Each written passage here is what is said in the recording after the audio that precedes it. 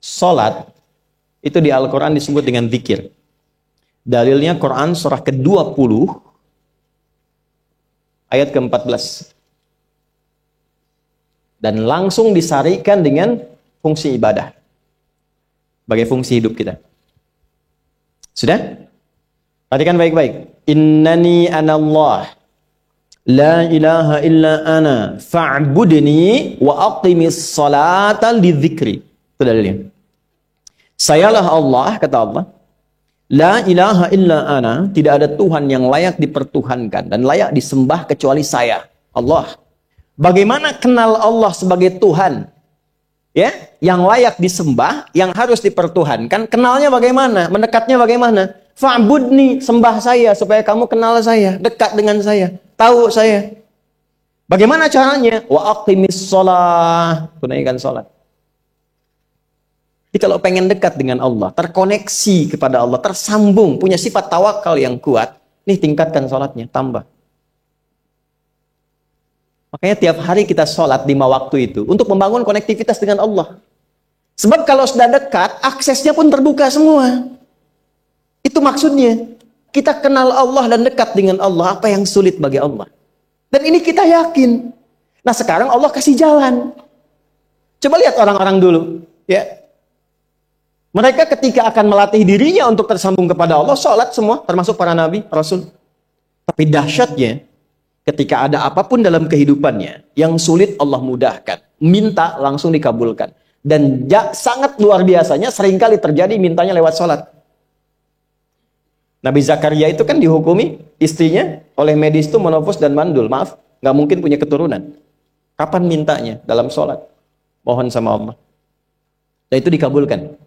Dan diabadikan di Quran dengan surah yang sama, Ali Imran ayat 38-39. Hunalika da'a Zakaria rabbah qala rabbi habli min ladunka dzurriyyatan thayyibah innaka sami'ud du'a. Ya Allah, mereka mengatakan aku enggak mungkin punya keturunan. Mereka mengatakan istriku punya keterbatasan. Maka aku memohon kepadamu yang tidak punya batas dalam pemberian. Engkau yang Maha mendengar. Kalau kepada yang Maha mendengar doa saya tidak dikabulkan, mohon tunjukkan kepadaku lewat salat ini ya Allah, dengan cara apa lagi dan kepada siapa aku mesti memohon. Itu enggak nunggu lama, permohonan selesai turun jawaban ayat 39-nya. Fanadatul malaikatu wa huwa qa'imun yusalli fil mihrab. Turun malaikat mengabarkan engkau dapat kabar gembira akan punya anak, langsung namanya dikasih Allah Yahya. Annallaha yubashshiruka bi Yahya.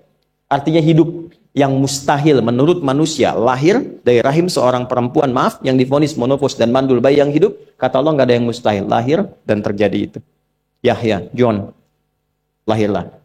Kapan terjadinya? Saat sholat. Karena itu saat dipanggil sholat, itu isinya tuh kan doa semua. Silakan ngecek, isinya doa semua. Dari mulai takbir, sujud sampai salam, isinya doa semua. Dan itu konektivitas kita dengan Allah, minta.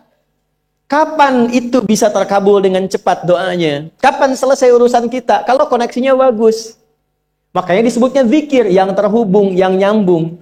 Semakin kenal, semakin dekat, semakin mudah. Kadang belum minta, sudah diberi. Ada yang orang belum berucap, Allah sudah berikan.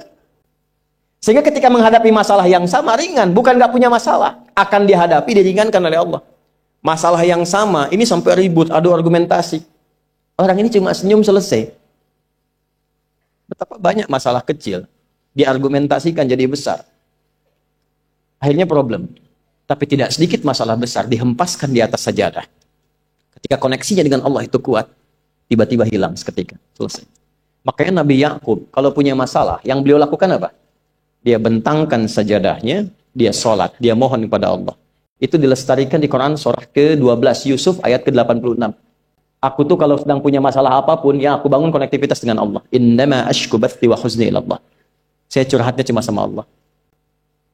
Ini Pak, ini bagian pertama. Nah, jadi kalau ingin semakin kuat, sampai ada masalah diringankan, mau kerja dibukakan pintunya, itu ada jenisnya. Yang pokok ada 5 waktu, 17 rakaat. Yang detil itu ada pada sunnahnya. Dan itu hebatnya dalam Islam. Dijelaskan caranya, disebutkan tujuannya, dan diterangkan hikmahnya. Contoh. Kita sekarang jam berapa? Jam 9.20. Di waktu saat ini ada waktu sholat disebut dengan sholat duha. Duha itu dibagi 3. Ada awal duha, penguat zikir, pengganti seluruh bagian zikir di tubuh kita, yang disebut dengan syuruk. Itu kurang lebih jaraknya 1 jam setelah subuh. Jadi kalau tadi 4.45, ya 5.45 menjelang jam 6 itu masuk syuruk. Setelah itu masuk ke jam 8 sampai ke kurang jam 10, itu pertengahan duha. Pertengahan duha. Apa fungsinya? Di antaranya mempermudah rizki. Di antaranya. Bilangannya berapa? 2 sampai 4 rakaat bisa dikerjakan. Ya, dan harapannya apa? Bukan pada rizkinya. Ya, jadi jangan sampai motifnya cuma sekedar keduniawi, kurang tepat. Kenalkan kepada Allah, nanti biarkan janji yang disampaikan oleh lisan Rasulullah itu terjadi. Ya, jangan pada rizkinya, ini terbatas, cuma sampai situ. Tapi kalau kita minta sama Allah, dikasih jalannya tuh dari sisi yang tidak kita duga. Anda berhitung, Allah kasih hitungan. Anda tak berhitung, Allah kasih apa yang tidak pernah Anda hitung sebelumnya. Itu poinnya. Maka lakukan sholat, dekati. Itu yang disebut sholat duha. 2 rakaat, tambah lagi 2. Untuk kenal Allah.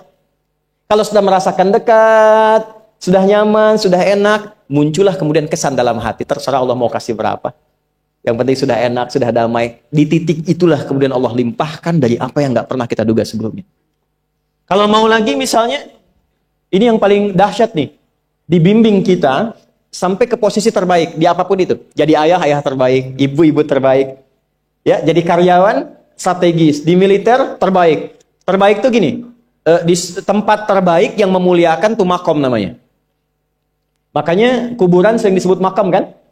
Ya kan? Maksudnya apa? Maksudnya Anda selama hidup berkaryalah yang baik, ibadah yang benar, sehingga Anda wafat pun terhormat.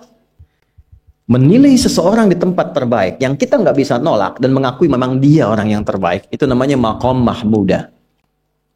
Tahukah Anda? Jalan untuk mencapai maqam mahmudah itu nggak akan mungkin kita dapatkan kecuali mendekati yang punya semua maqam, yaitu Allah Subhanahu wa taala. Dan jalannya lewat sholat. Itu lewat sholat. Jadi kalau kita ingin terhormat dan masih dikenang sampai kapanpun, itu maqam namanya. Tapi ada cara yang lebih hebat. Anda di posisi itu, lawan pun mengakui memang Anda yang pantas ada di situ. Itu namanya maqam mahmudah. Ini kan terjadi keanehan kan, ironinya. Anda pengen sukses, pengen tertinggi, Anda tahu Allah penentunya, Anda tahu Allah yang punya rizki, Allah punya kekuasaan, tapi Anda nggak mendekati Allah. Terus yang dipakai cara-cara salah, kenapa harus korupsi? Kenapa harus nyogok?